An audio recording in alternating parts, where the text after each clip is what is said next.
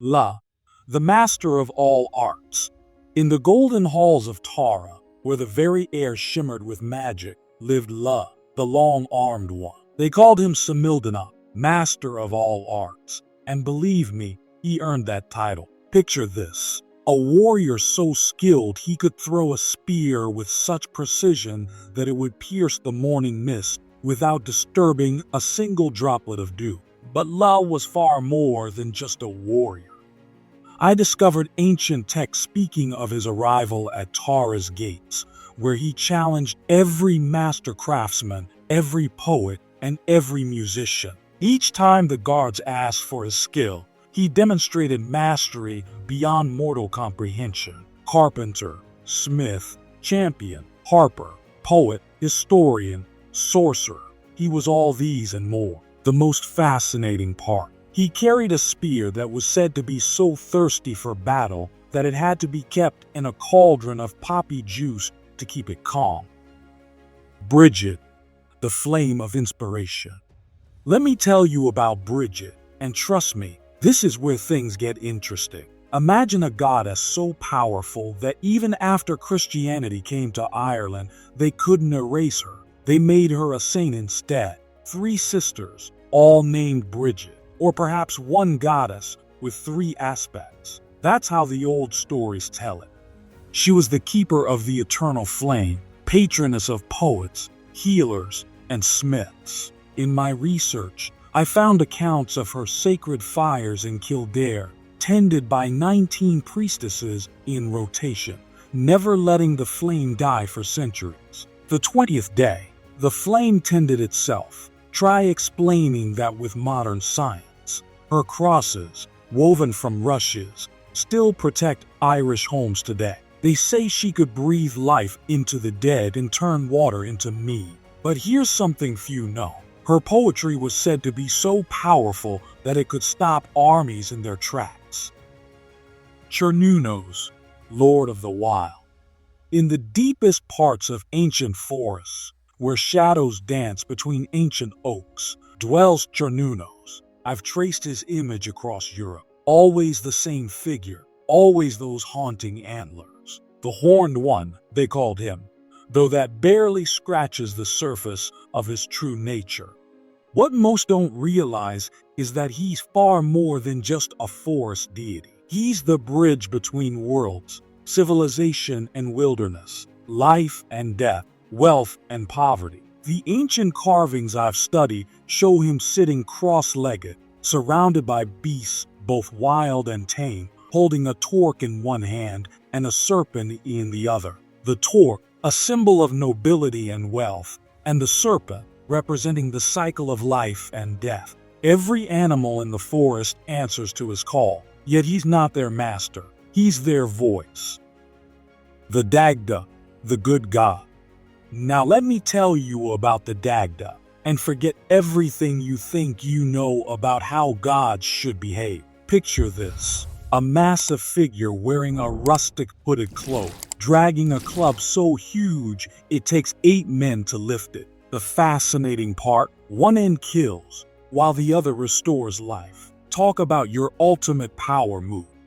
But here's what really sets him apart. His cauldron of plenty, never empty, never failing to satisfy any who came seeking sustenance. I found references to great feasts where he would consume the contents of 50 cauldrons, and yet, this wasn't simple gluttony. It was a demonstration of his power over abundance and famine. His other prized possession? A harp that could command the seasons themselves. When he played, he could make leaves fall in summer or flowers bloom in winter.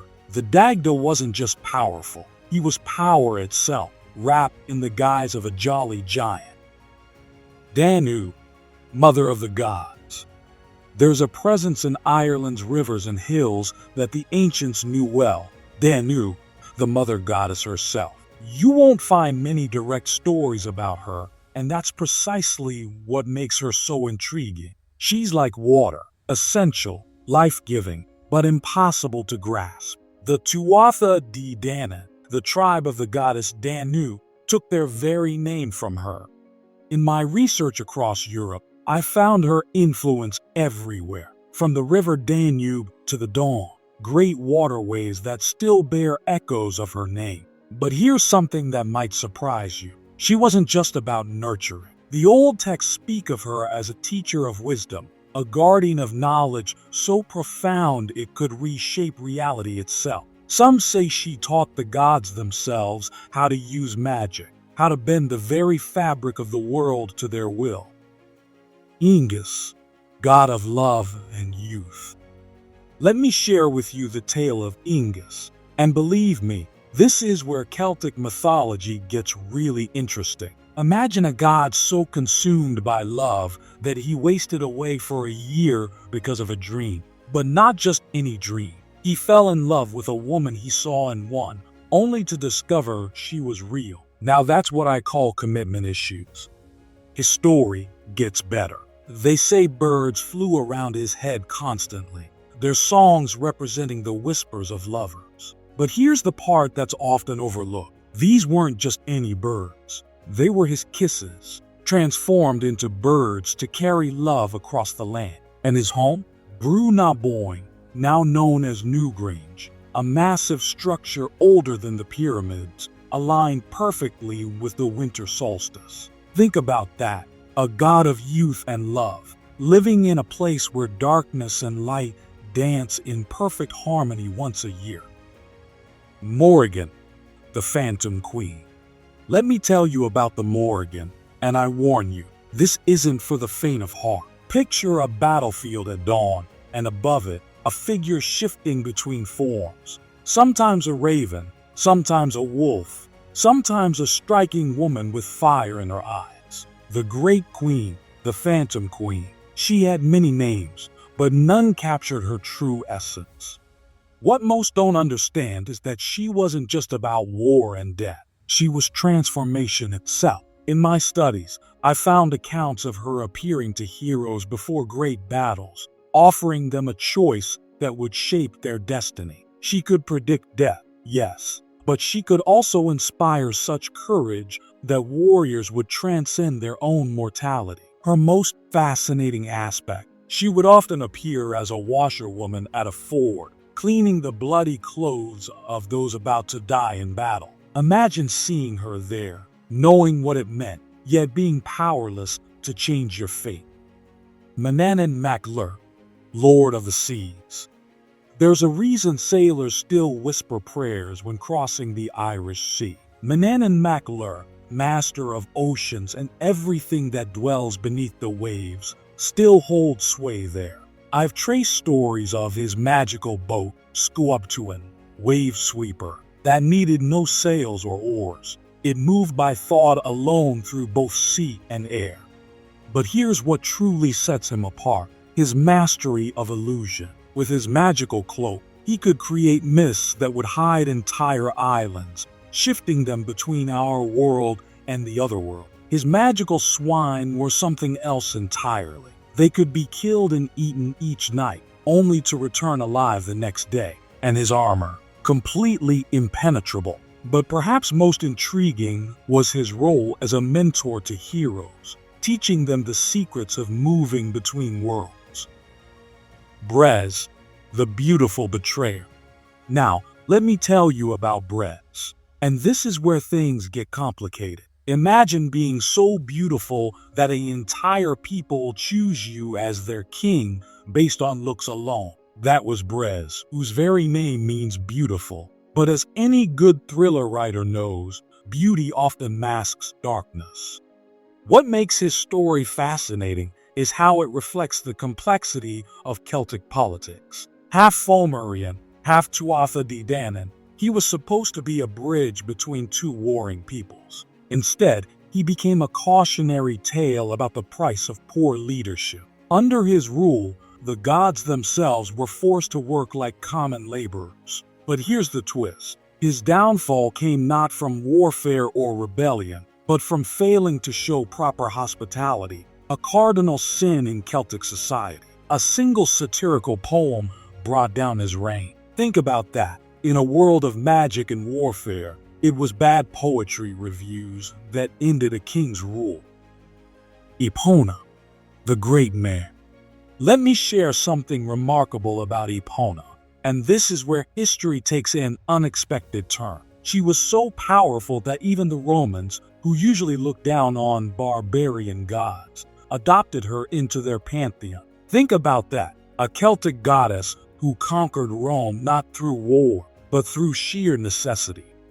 She wasn't just about horses, though that's impressive enough. She was sovereignty itself, the power that connected the land to its rightful ruler. In my research, I found evidence of her shrines not just in stables, but in houses and temples across the Roman Empire. Her symbols were fascinating, not just horses, but cornucopias, keys, and fruits. She was life, abundance, and movement all in one. The most intriguing part, she was often depicted sleeping, suggesting her power over dreams and the journey between worlds. Niam of the golden hair. Let me tell you about Niam, and trust me, this is where Celtic mythology becomes pure magic. Picture the most beautiful woman you've ever seen, with hair like spun gold, riding a white horse across the waves. But here's the catch. She's not just beautiful. She's dangerous in the most alluring way possible. What fascinates me most about Niam is how she represents the ultimate temptation of the otherworld. She fell in love with Oisin, the great warrior poet, and took him to Tir-na-nal, the land of eternal youth. 3 weeks he spent there with her, or so he thought. When he returned home, 300 years had passed. Here's the tragic twist. When his feet touched Irish soil, those centuries caught up with him instantly. A reminder that the price of touching paradise can be devastating. Fionn mac Cumhaill, the legendary leader. Now let's talk about Fionn mac Cumhaill, and forget everything you think you know about heroes. Here's a man who gained all the knowledge in the world by accidentally burning his thumb while cooking a magical salmon. But that's just the beginning of his story. What makes Fionn extraordinary isn't just his strength or wisdom, it's how he used them. He commanded the Fianna, Ireland's most elite warrior band, but his greatest weapon was his mind. By putting his thumb to his tooth, the one that first tasted the salmon's wisdom, he could see the truth of any situation. But here's something most people don't know. His most powerful ability was his gift for poetry. In Celtic society, the power of words could literally change reality, and Fionn was a master of both sword and verse. Rhiannon, the Great Queen.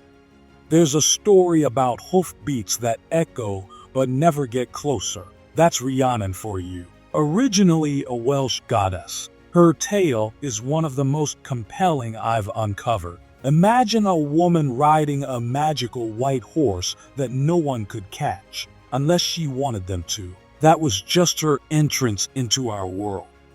But here's what makes her story truly fascinating. Despite being a goddess, she endured some of the most human suffering imaginable. Falsely accused of killing her own son, she was forced to carry visitors to court on her back as punishment. For 7 years, she bore this humiliation with dignity until her innocence was proven. The birds of Rhiannon, whose songs could wake the dead or lull the living to sleep, were said to be her constant companions. Their music could make 3 days pass like 3 minutes, or 3 minutes stretch into 3 days.